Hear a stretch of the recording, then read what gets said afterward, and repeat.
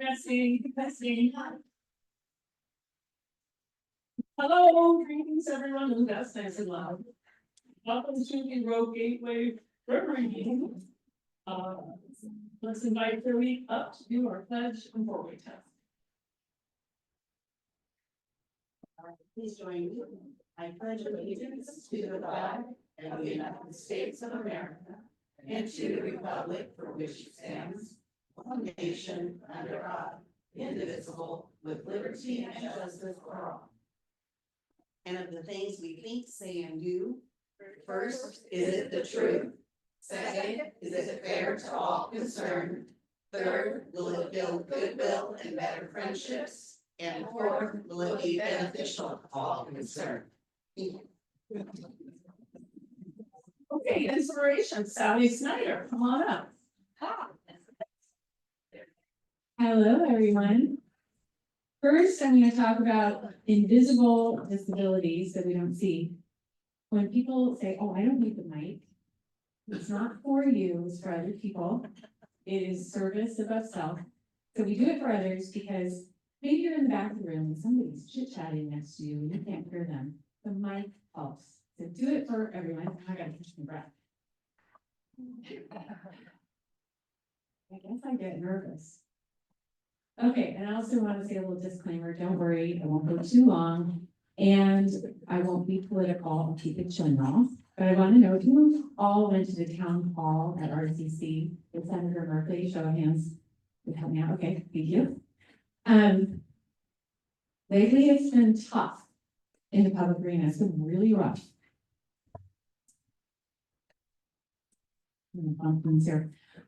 And sometimes I just feel like I want to fight fire with fire. I don't want to get like tired of being nice. And Merkley said 3 things that we need to do, and it applies to everybody, I think, good advice. First of all, we cannot curl up in the fetal position on our couch and do nothing. Second, we need to hold our elected officials accountable. And third, find affinity groups. Find people who share your values, who can encourage you and strengthen you, and this is the best affinity group I've ever been in.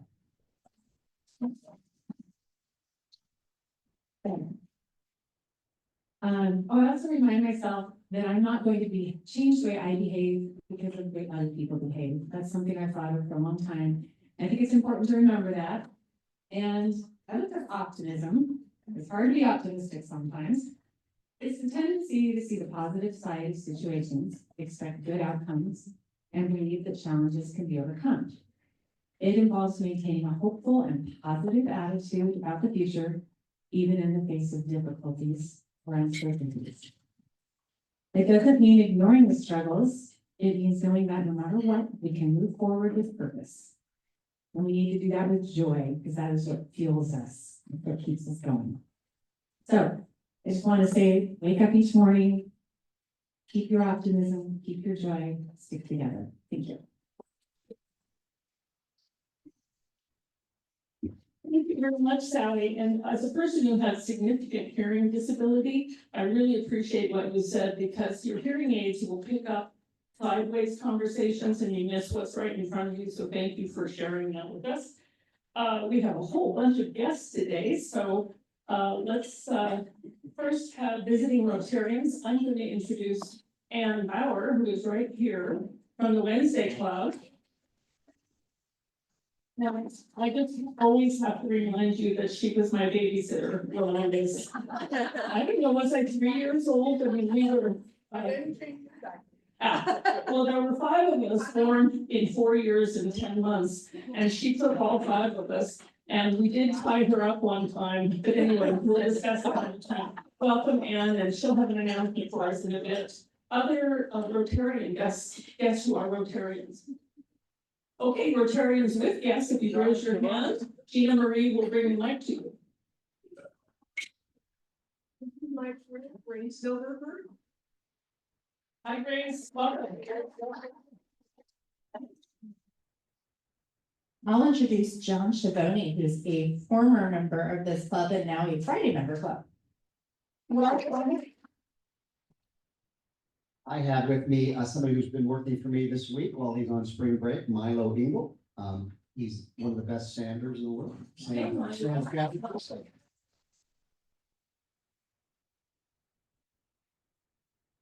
I have two guests. Hope is with me today because we're gonna go make a visit to the hospital this afternoon to visit patients.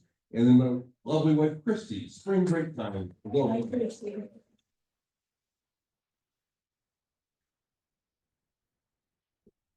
I want to introduce Jerry, who shouldn't be really introduced as a guest.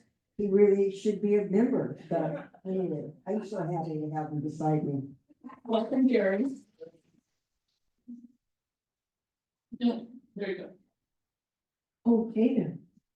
So Jean is on her way to becoming a member, so I am introducing her, and I'm also saying, John, you need to be here. Thank you very much, Kelly. So anybody with an announcement, would you just come up and line up right here? And first, I'm gonna ask you to look on your table. The blue flyer is, has information about how to register for the district conference. If you haven't done that yet, please do it so we get our numbers organized and gotta have a mic to, okay, and we're also going to be requesting volunteers for specific jobs at the district conference. Dawn is out of town right now, but she'll be back shortly and we'll get that organized. I know we have at least 70 or 80 people signed up so far, and this is from the 60 different clubs across our district. Okay, Jim. March Fest 2025. T-shirts. $10. Right there. Errol Jordan. I'm done.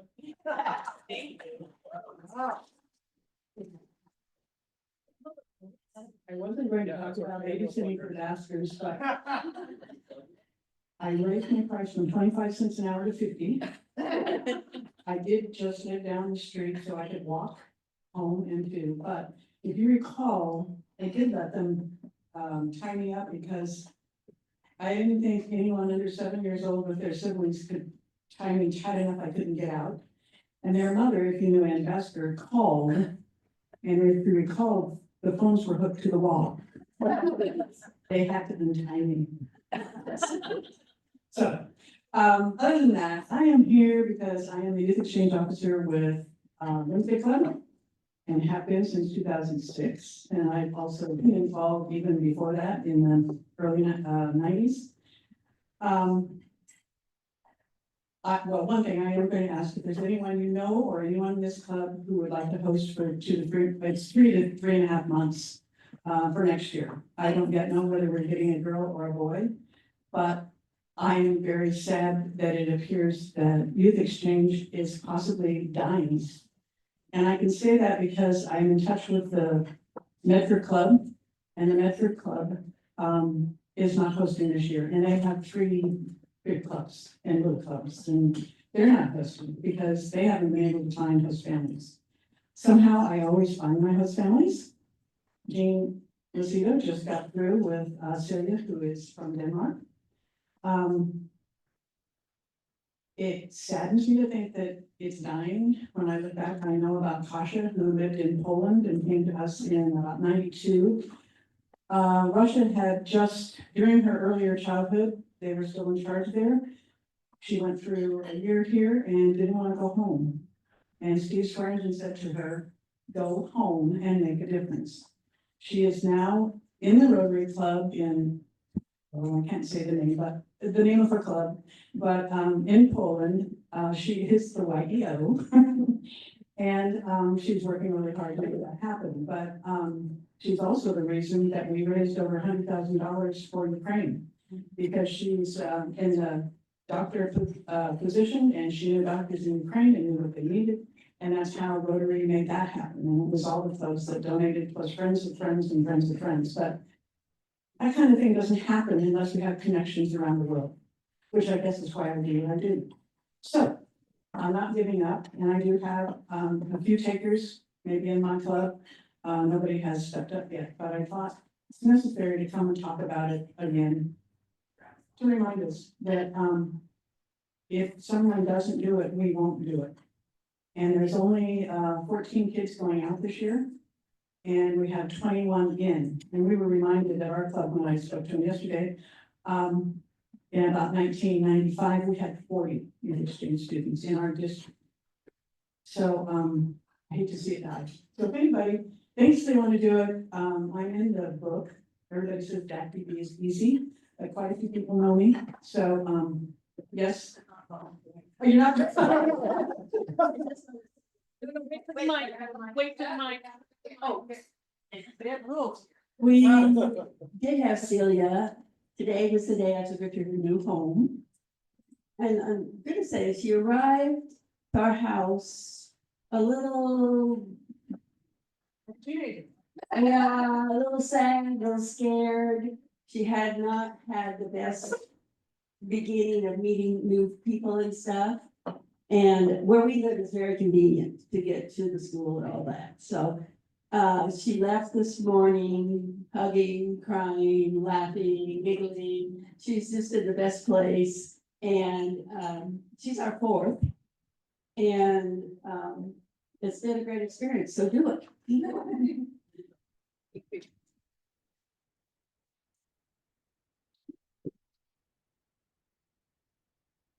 Just here to remind you that today is opening day of Major League Baseball. And besides peanuts, popcorn, and Cracker Jack, there's a beverage that goes very well with baseball and comes in returnable bottles and cans. So drink up and save your returnables till April 15th. The Earth Week 20% match begins April 15th. So when you're at the top of a bag, get another one. We'll get into the Bottle Drop Center April 15 to 26 and get an extra 20% chance. Only microphone. My wife and I will be. My wife and I will be out of the country. Can we bring them here for you or somebody else? Bring them here or to our house. Okay. Thank you very much. And more later in your happy bucks. Thank you. So the fundraiser to help fund the Hillcrest Veterans Village that our club is going to be putting on, that project to sponsor tree. It's moving forward. We got thumbs up everywhere that we need to get the thumbs up for that. So stay tuned. We're going to be recruiting 6 or 8 or 10 people from the club to be on that committee for that project. And we'll be reaching out to you. Hey, just an update on our water project in Cozumel. We'll be down there for 3 weeks next month, and it's going to be finished when we're there at both schools. Oh. We hope, but it's projected to be totally finished when we're there. So we'll hopefully get that one closed out, and we're gonna start on another couple more schools, so just beware.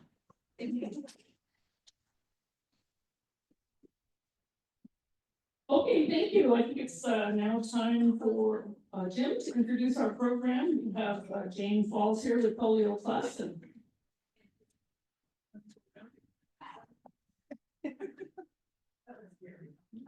You know, I was just told that I'm supposed to have a biography. But I don't, because I couldn't find it in my email. Maybe. Anyway, I would like to introduce Jane Paul from our district, District 5110. She took the time to drive down here from Eugene with her friends, and she's going to discuss PolioPlus, what Rotary is doing in the world, and how you can help. Oh, one other thing. I mentioned this at the board meeting last year, that our annual goal of our club was to give $5,000 in the Rotary year 24-25 to PolioPlus, and right now we're at $5,275.50. So good job. Okay.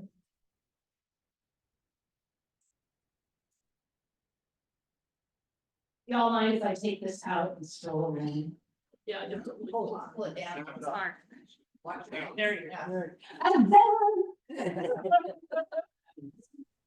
go. Thank you so much for using a mic. I concur with the minutes to use a mic for all of us to be able to hear. As I start, I want to introduce my friends, Brenda Kamanui and Sherry Bynum, excuse me, such a good friend.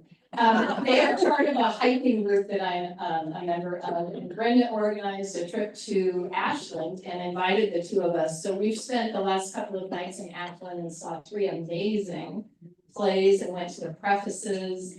And so we are very finely entrenched in this beautiful area with all your culture.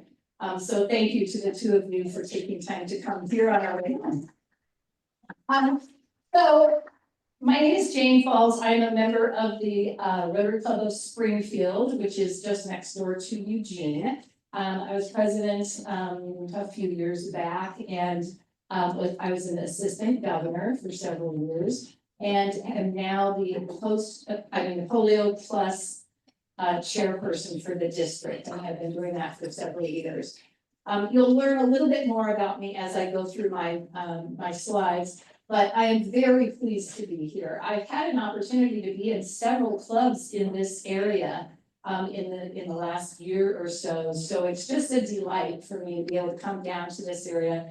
And I love some of hearing about the projects that you're doing. I love that you're you host students, both outgoing and incoming. Our club also does that. I'm a big proponent of travel as a way to learn about peace.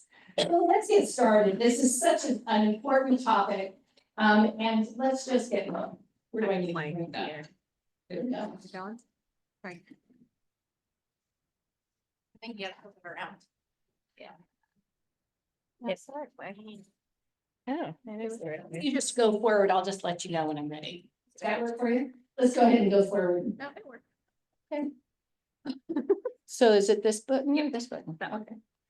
So our journey today, we're gonna spend about 20 minutes, and if I could actually ask one of my friends to keep track of the time, and just give me 10 minutes and a 5-minute, and then a 1 minute or so. And you all keep me on track too. So what we're gonna do today is talk a little bit about the basics of polio and a little bit about the partners that we have in this effort to eradicate polio. We're gonna talk a little bit about polio in the news, because in the last year or so, there's been a lot. We're gonna talk a little bit about extended timelines for the complete eradication of polio. And we're gonna talk about Rotary's continuing and renewed commitment to ending polio. As we begin, I want to share a little bit about the photos that I use in my slide presentation. I use photographs that show people who have had polio, who are active, engaged in the community. I show photographs with a lot of dignity for people who have disabilities. My background is the world of special education. My parents were educators, my grandparents were educators. Not surprisingly, I was an educator. I still am an educator. And I believe in the dignity of every person, no matter what we present with in our world, whether we have a disability, we all have some kind of ability and disability. So I use photographs that are very much affected by that. And I'm very influenced by my association with an organization called MIUSA, Mobility International USA. They're based in Eugene, Oregon. This book I want to actually pass around because I've tabbed photographs of women who have had polio and are living all around the world and are doing amazing things to advocate for accessibility, the right to be a part of community, have education and so forth. So I use those kinds of photographs throughout my presentation. So this woman's name is Fatima. She had polio as a child.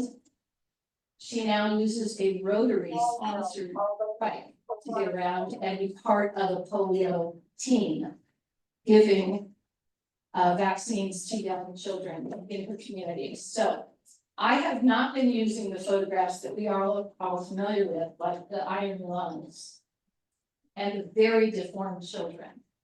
I'm rethinking that at the moment, because I think as a culture, we've kind of forgotten how awful polio was. So I'm kind of rethinking about that, but that's why I use these photographs. I'm all about dignity, inclusion, and people with disabilities being seen as very much an important part of our communities. All right.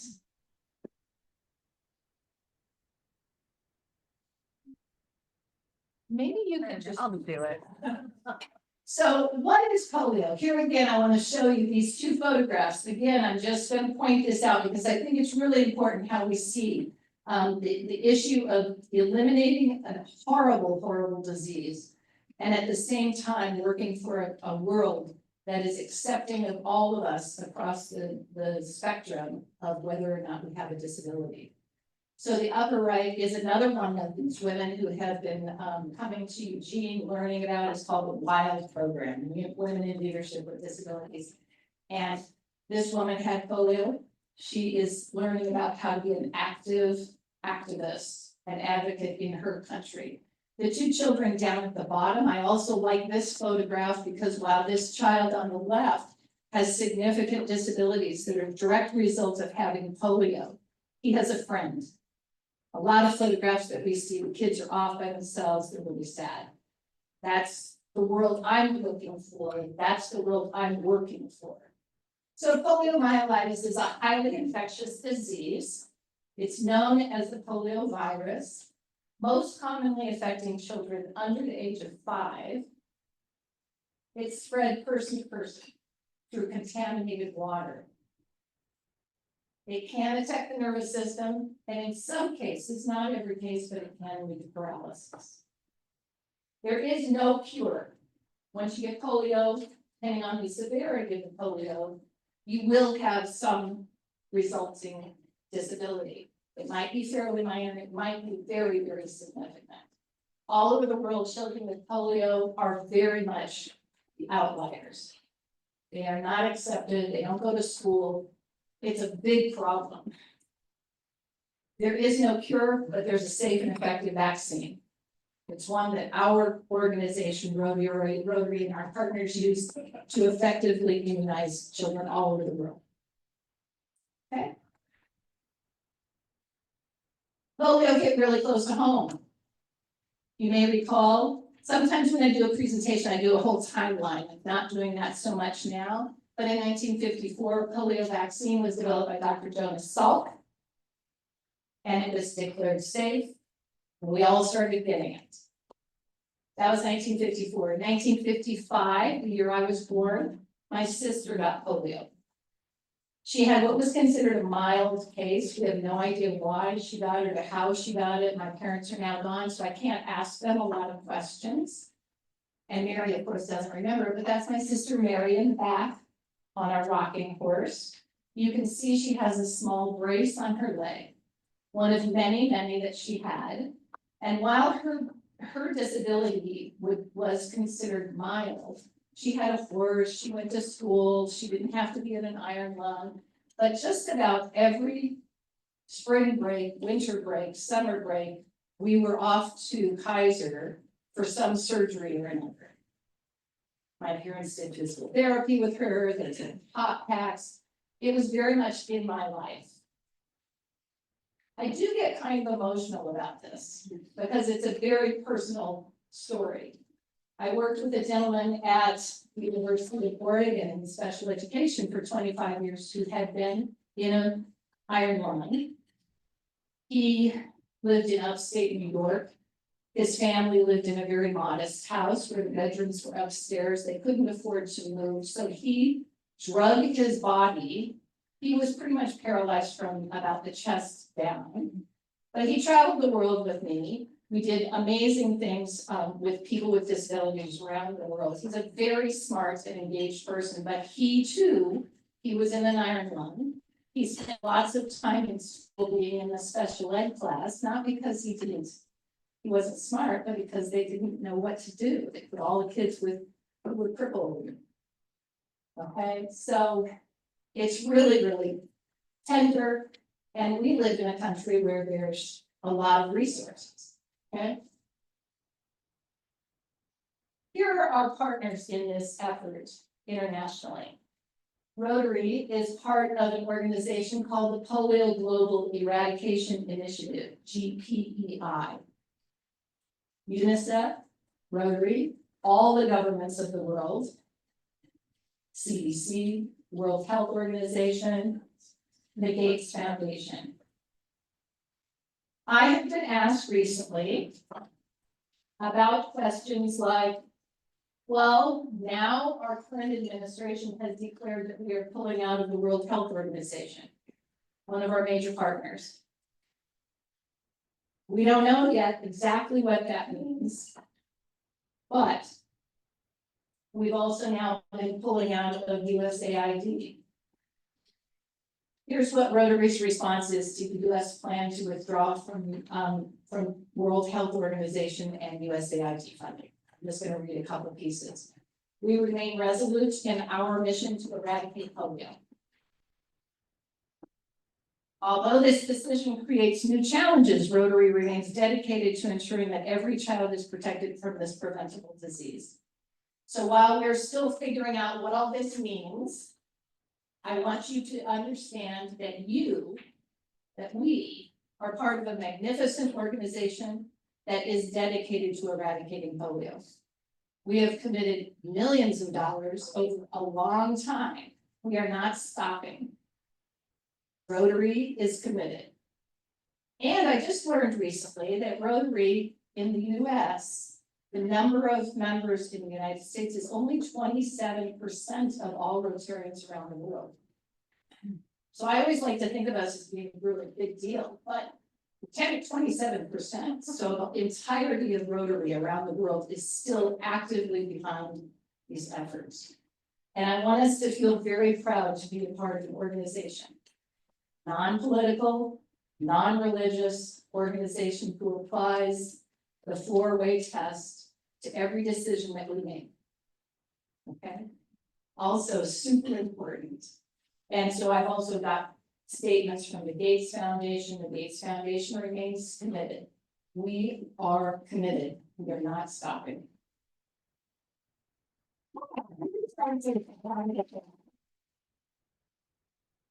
And I'm going to take a deep breath, Sally, because you know it's my voice. I know is getting a little shaky because this is such important stuff, and it hits me really personally for my family, but also for my profession and for us as an organization. So we will set aside our politics, we will set aside our religious differences, and we will not stop until polio is eliminated. Yeah, right. By 1988, the polio was eradicated already in the Americas. That's why our country and Canada, Greenland, and so on are not red. At the time, all of the red countries still had polio as endemic. All right. That was in 1988. There were still 125 countries where polio was endemic, meaning it was in country spreading significantly. At this moment, in 2025, there are 2 countries in which polio still is endemic: Afghanistan, Pakistan. Both of those are really entrenched places. Both of those have many, many challenges, not the least of which is governmental control and war, and the economics there are very low, and the terrain is really dramatic in terms of getting polio teams to these individual places. So these 2 little blue spots are in Afghanistan and Pakistan. Those are the 2 areas in which polio remains endemic, meaning it's still very active. And here are the numbers. Right now, as of now, there are 6 cases of active polio where children have been paralyzed to some degree. 6 cases in Pakistan, 1 case in Afghanistan. In comparison, last year, there were 73 cases in Pakistan and 25 in Afghanistan, which was a huge increase from the year before. I have recently learned that in Afghanistan, when there's a new leadership, all of the major players in the government quit and then get reassigned. So there's these big blocks of time during which things like vaccination campaigns stop. That's a big problem. This is a big worry. Every month, I'm part of a group of people who are district PolioPlus society or PolioPlus people for the districts of each of our Rotaries. And I'm on a zone call. I'm actually gonna miss it. It's this afternoon. And we have people who are the big deal people, like from Rotary and Gates Foundation and so on, who come on board and talk to us. So we receive this kind of data every month. So I'm giving you as up-to-date information as we have. So quickly, talking about that polio has been back in the news. You recall back in August of 2024, the first case of polio to be identified in the Gaza area in 25 years was noticed. What was going on, we all know, huge amounts of problems and war, and they stopped the war. A humanitarian pause happened first in October to vaccinate children throughout Gaza. Now remember, they have no infrastructure, everything's bombed out, hospitals are a disaster, water treatment is not happening, children don't have food, they don't have clean anything. They stopped the war to give vaccinations for polio. It's a big deal. And then they stopped it again later in October for the second round of vaccinations because you need 3. And then the third just completed in February. This tells you that this polio stuff is really not something you mess around with. You find it, you go after it. Vaccinate children, even if you have to stop the war. Here's a group of kids who they just vaccinated with their third vaccine. And these are droplets, not injections. These are the droplets. The reason we use droplets in those places is because it's easier to transport.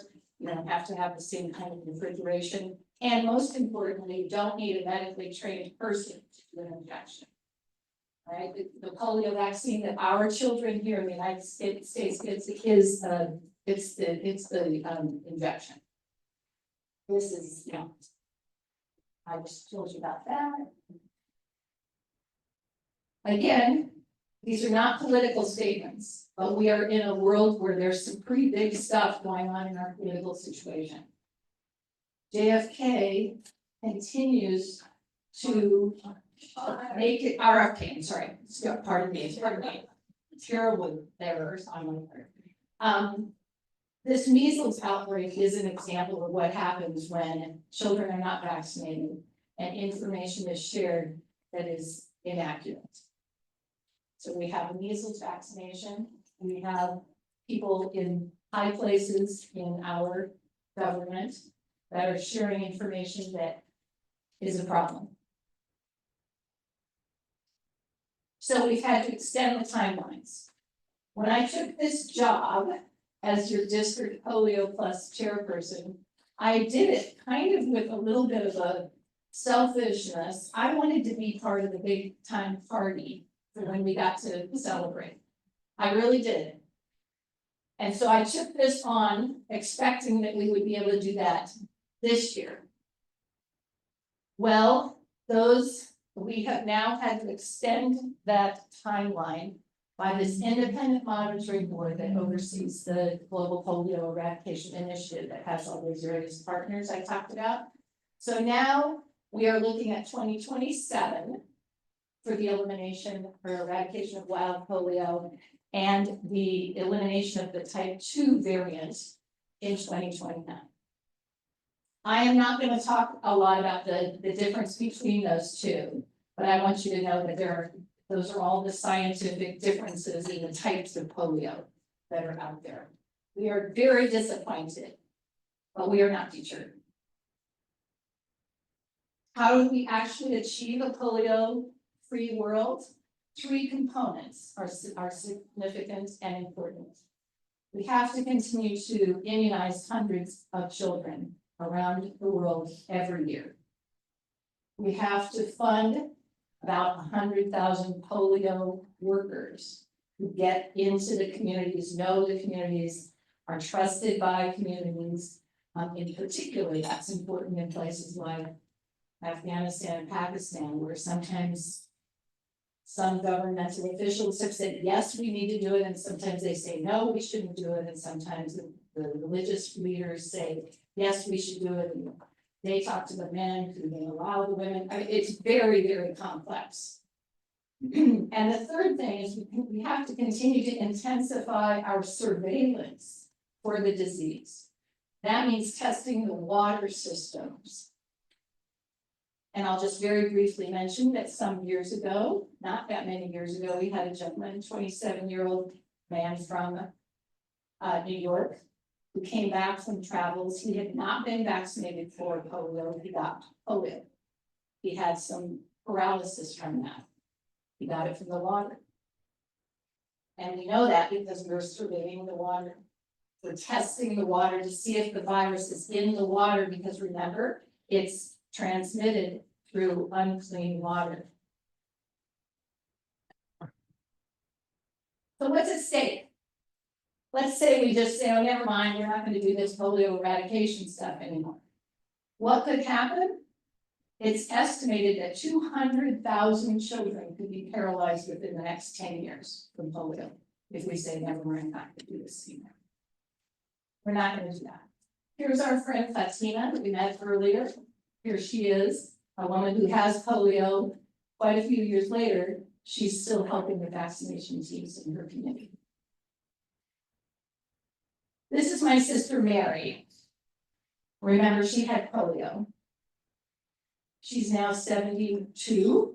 This is her great grandson, and he's just home from getting one of his series of vaccinations. I don't know if it was polio or not, but it's one of his childhood vaccinations. He's got a Band-Aid on his little arm. He's very proud of that. And I love this photograph because it's my sister who lives using a wheelchair. She's very impacted. She has lots and lots of health problems, some of which are related to polio, some are not. But she is very impacted by polio. She's also had a very full life. She loves horses. She used to ride horses. She has 5 children. She has loads of grandchildren. She has a very full life. She's a lovely woman. She has lots of health problems. Again, some are related to polio, others are not, but our lives were very affected by polio. One of my most memorable moments was when my sister was an adolescent. And one of the many surgeries she had was when they put basically a pin in her growth plate of her good leg, the leg that had not been affected by polio. And the reason they did that was to stop her growth so that the discrepancy between the length of her legs would not be so great. So you remember, people probably have big lifts on their, that's because one leg could grow longer than another. So they put a pin in my sister's leg. So she's 5'3", not 5'8" like I'm. So it's memorable. The only protection against polio is vaccination. 93.3% of US infants receive the full polio vaccine. It's part of the childhood vaccination series that children are recommended to get. That means that 6.7% are not vaccinated. That's edging toward a big problem. We see what happens when children are not vaccinated with this measles epidemic that's going on, or outbreak, probably an outbreak in Texas. And now families are rushing out to get their children vaccinated. It doesn't work if you've already gotten exposed to measles. If you get a vaccine today that you're exposed yesterday, you're not yet immune. All right, vaccinations are really, really important. And I want to encourage you as a Rotarian to use your influence with your people, your family, your friends, your acquaintances, to help them understand the importance of vaccination. So we have a fundraising goal every year of $50 million. A small goal of $50 million across the United States for all Rotarians to contribute. If we reach that 50 million, it's matched. every dollar that we give to polio is matched 2-to-1 by the Gates Foundation. 2-to-1. So I give $20 a month, very easy, on Rotary, myrotary.org. That's matched 2-to-1 by the Gates Foundation. They are continuing that contribution. We also give through individual contributions, and clubs give, usually, most clubs give $1,500. And our district gives 20% of our designated district funds to polio. In your club, we have this thing called the PolioPlus Society, which was started right here in our district in Bend. There's a little story here. I had an opportunity this last fall to interview the woman who started it. So here's a little story about that. It now is in lots and lots of districts across the country, but it started right here. These are people who have committed to giving at least $100 per year until polio is eradicated. It's called the PolioPlus Society. What it means is you made that declaration. I know about it. I put you in DAC-DB as a person who has that, and you receive occasional, not floods, of emails from me telling you what's going on with polio, thanking you for your dedication.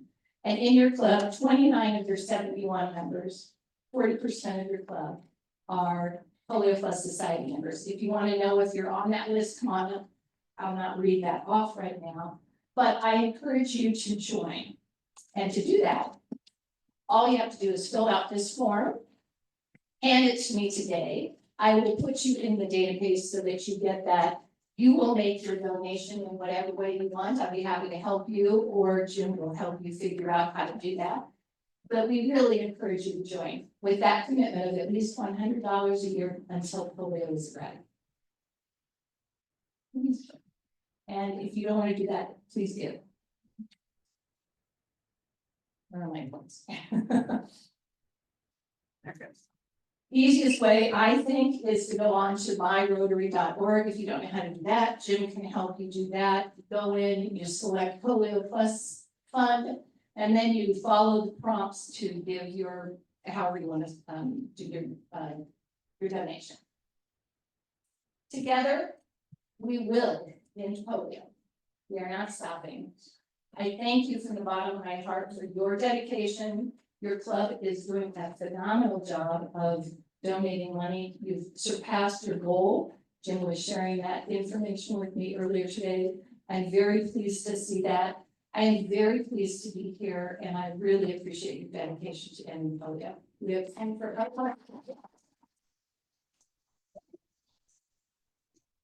Let's take 2 or 3 questions. I just want to say I spent most of the time listening to your wonderful, moving presentation, thinking, who am I going to get to finish the meeting? Because I'm going to be crying. And then I realized that all the rest of you were crying too. So that was just profound and important. You were an excellent speaker. And let's take 2 or 3 questions. Oh, there's one on the phone.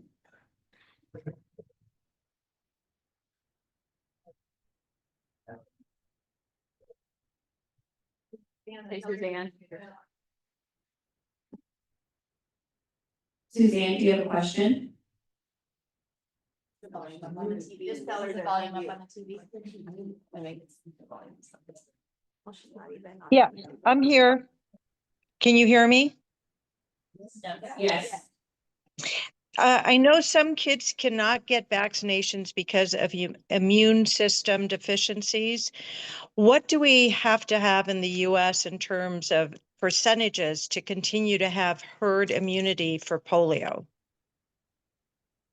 We're always trying for a 95% of the population, because indeed, as you suggested, Suze, there are people who are unable for a lot of different reasons to not get vaccinated.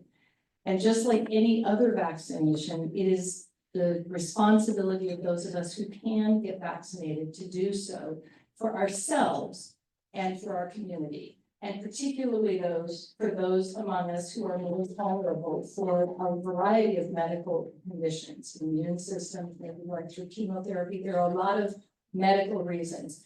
And again, I encourage you to speak directly to your medical professionals. I am not an epidemiologist. I am not a doctor. I cannot give you medical advice, nor for your children or your friends. You need to speak to your medical people for answers about that question. But we need around 95% of all people to be vaccinated. Thank you for that question, Sue. Another one?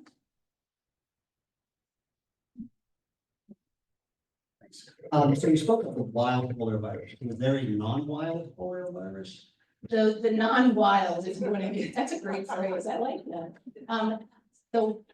The other kind of polio virus is some vaccinations do have a small bit of the live polio virus still in the vaccination. That's how it's effective. That's what vaccines are. They're taking that virus and using a tiny amount in a very safe amount. These are not willy-nilly. These are very, very sophisticated testing to determine the levels. And so, and then what can also happen, which we do see happening in a number of places around the world, particularly in some places in Africa, is a form of polio that is remaining in the community, in the water. And for children who are not vaccinated, they can get that. And it's from elimination of the virus through bodily fluids that are in water systems that are not clean. Okay. And we could talk for a long time about all those distinctions, and it's kind of confusing, so I'll try not to confuse you. So, I know I got my polio thing through a little sugar cube, and most of the world now is getting it through drops. Why would a needle be better? Again, I'm not an epidemiologist, and I get myself sometimes confused trying to make sense of this distinction, but let me see if I can try. The vaccine that we get here in the United States is one that's through an inoculation. It's part of their series of childhood vaccinations. The drops that are given in places like Afghanistan are done so because it's easier to transport. And the ones in the shot have a tiny bit of the live virus, the live polio virus. The ones in the drops do not. Okay. Is that helpful? Not really. Let me talk to you afterwards. I try not to talk about that, not because I don't want to or it's not important, but because we can get myself and others confused by it. Again, thank you. Wow, is that great? Really, thank you so much. Lutz, I think it's our sergeant today. Come on up. Okay, we're running a little bit tight on time, so I'm going to put out my major presentation for the next time that I do this. But just think about some of what I'm going to be talking about is why I got kicked out of Sunday school and how that's important to Rotary. So wait for that one.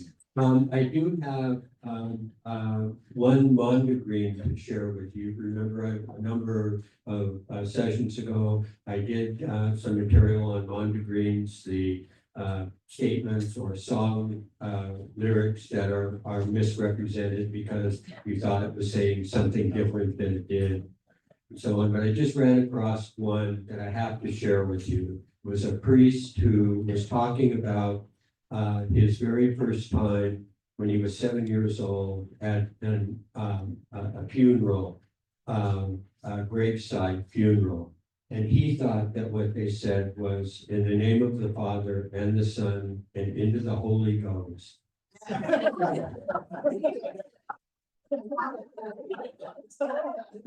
love them.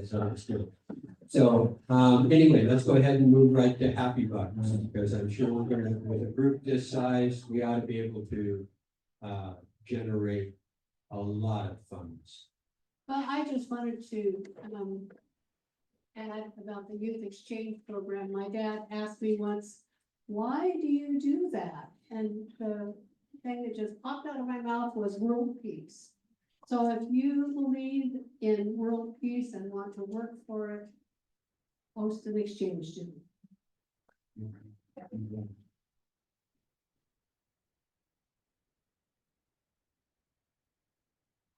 Five happy Becks because I spent last Thursday lunchtime with our kiddos at North Valley who were working on their four-way speech test. And we had a great time. I gave them a lot of great information. Hopefully, when they present next month here, I did a good job because I won't be here to listen. Happy Bucks because I'm just happy that you listened to us talk about youth exchange. If anybody has a little room in your house and your heart, for 3.5 months, Debbie's done it a lot, Jean's done it a lot. There are a lot of people who have done it. Doug, Debbie and Sally, yeah. But anyway, thank you for thinking about it.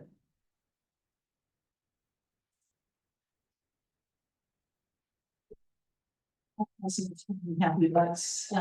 Just thank you. My voice doesn't usually get quite this emotional, so I don't know what it is about you all, but there's a lot of passion in this room and I appreciate and feel it. So thank you for your welcome. Anyways, this is very definitely a passion. Youth exchange. We've had probably 5 or 6 students through Rotary and their family.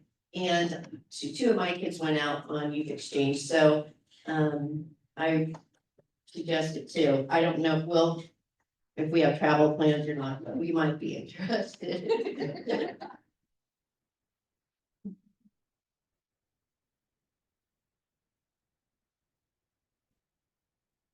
I've got happy bucks for several things, starting off with Sally and her very inspiring message to us all, which seemed to be carried through to our program from Jane, who did an amazing thing. But basically what I'm hearing is we're bad. Let's just keep going. We can change this world.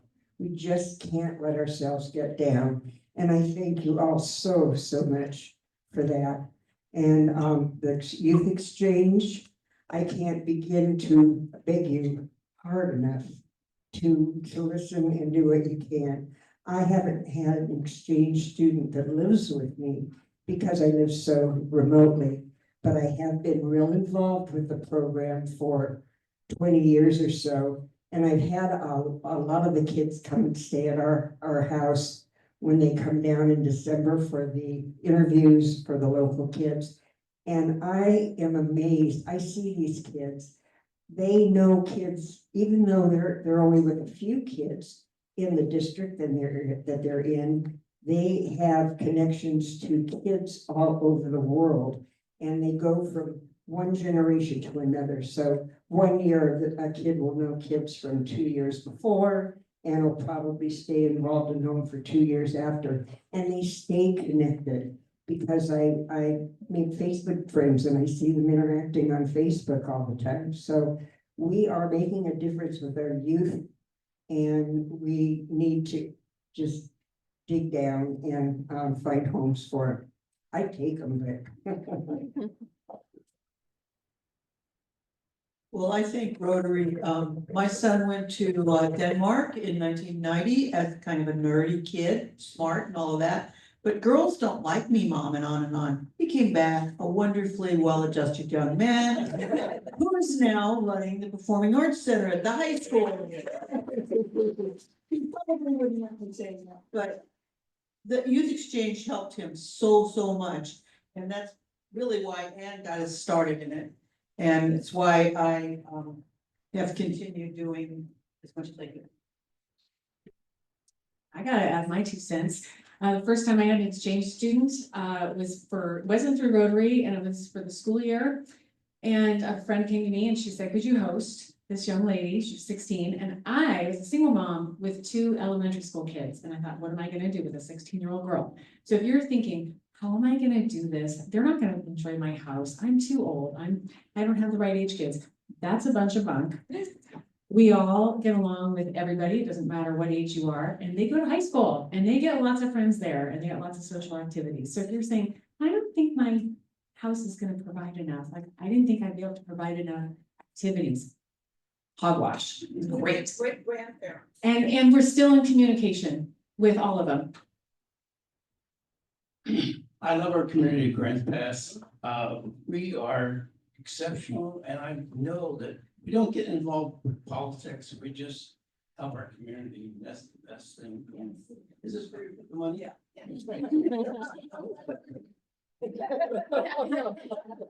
I have a couple of bucks for presentation today. It's excellent. I was born in Africa. Just before the I was vaccinated, so I don't know how. We had vaccinations there before 55. I forgot to say one. I forgot to tell you one thing. I've been working with District Governor Nelson, and we have the Gates Foundation person who's coming to speak to the district conference. And so is Susan Siegel, the lead of the Mobility International, that book that I passed around. So I'm very excited that we will have really good representation. I have happy 5 bucks. One is for our presentation. Some of you know I was fortunate enough to go to Ethiopia and do a World Polio Day where it was a week where we gave the drops to children, and it changed my life. Because see how affected people's lives were who got polio, to change their life forever and not for the better. So thank God we do this. And the second thing is for Rotary Youth Exchange. We've had, I've had 4, and Greg and I've had 3 students here with us. And one of them from several years ago, Charlotte Leonard, who some of you may remember. She was from Belgium. She's coming back to visit this summer. We haven't seen her for 20-some years. And she's now married and has 2 or 3 children, so they're all coming together.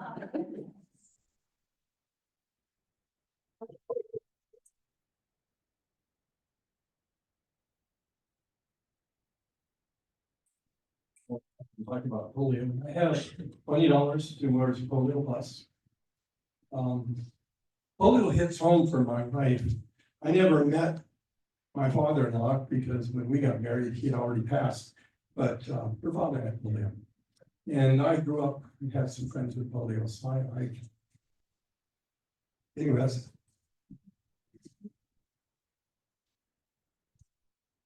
Anybody else? Okay, very. Quick feedback. Thanks to the PolioPlus, a little detail is you do have to fill out the form to actually become a member of the Our PolioPlus Society. You could donate as much as you want, as often as you want, but if you want a little certificate and to kind of be reminded and kept up to date, you do have to sign up, so please do that. Rotary Youth Exchange, one of the others that we had is Paul Story. Many of you remember Paul. We visited him and his family twice in Europe. He's come 2 or 3 times to visit us. He just texted me yesterday about opening day for baseball.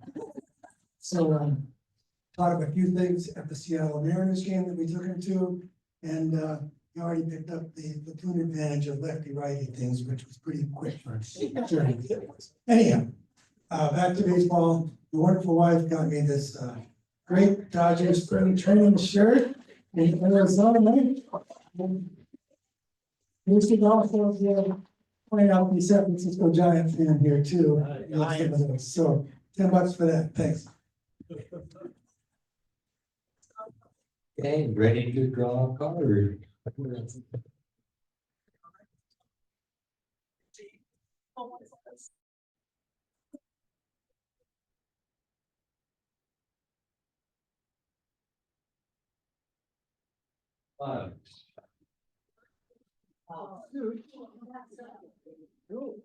More clouds. Squeeze out. Your baby's back there. Oh, no, you drew. I lost mine.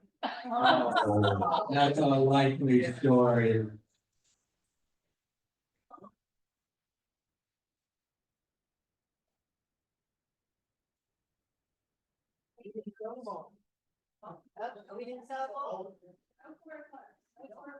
Okay, so we'll put that over until next week, or how about we just put it in the PolioPlus fund?